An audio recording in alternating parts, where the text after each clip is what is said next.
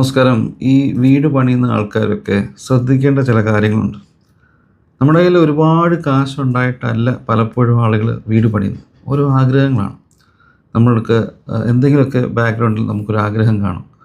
ഞാൻ പറഞ്ഞു വന്നു കഴിഞ്ഞാൽ, ഞാൻ എൻ്റെ വീട് പണിത സമയത്ത് ഫിനിഷിംഗ് ടൈം ആയ സമയത്ത് ലക്ഷങ്ങൾ ഇറങ്ങുകയാണ്. നമുക്ക് പ്രതീക്ഷിക്കാത്ത പോലെ പൈസ ഇറങ്ങിക്കൊണ്ടിരിക്കുകയാണ്.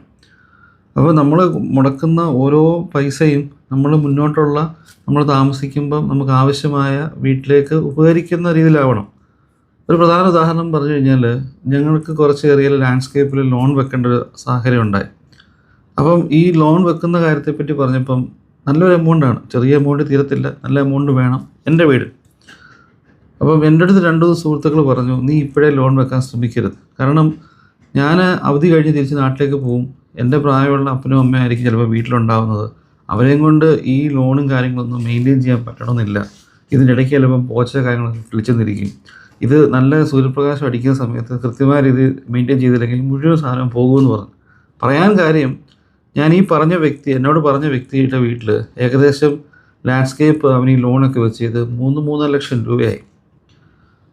ഭയങ്കര ഭംഗിയായിരുന്നു വീട് കാണാൻ, ഭയങ്കര ഭംഗിയായിരുന്നു. അടിപൊളിയായിട്ട് ഹൗസ് വാമിങ് കഴിഞ്ഞു, കുറേ ഡ്രോൺ വീഡിയോസും മറ്റേ ഷൂട്ടിങ്ങും ഫോട്ടോഷൂട്ടും ഒക്കെ കഴിഞ്ഞു, അടിപൊളിയായിരുന്നു. അതിന് ശേഷം അവർ ഇതേപോലെ ഗൾഫിലേക്ക് തിരിച്ചു വന്നു. അവരുടെ വീട്ടിൽ പ്രായമായ അപ്പനും അമ്മയേ ഉള്ളൂ.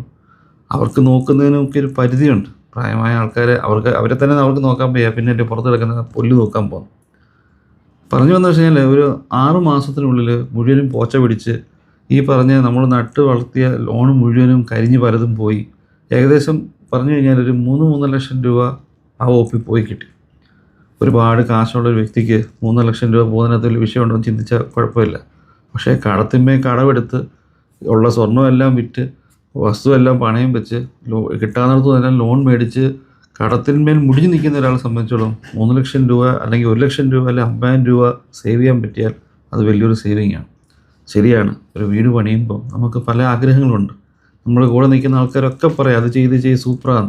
പക്ഷേ നമ്മൾ ആ സൂപ്പറെന്ന് പറയുന്ന സാധനം നമ്മുടെ ലൈഫ് ലോങ് മുന്നോട്ട് കൊണ്ടുപോകാൻ പറ്റുമോ, അല്ലെങ്കിൽ നമുക്കത് മെയിൻറ്റെയിൻ ചെയ്യാൻ പറ്റുമോ ചിന്തിക്കണം.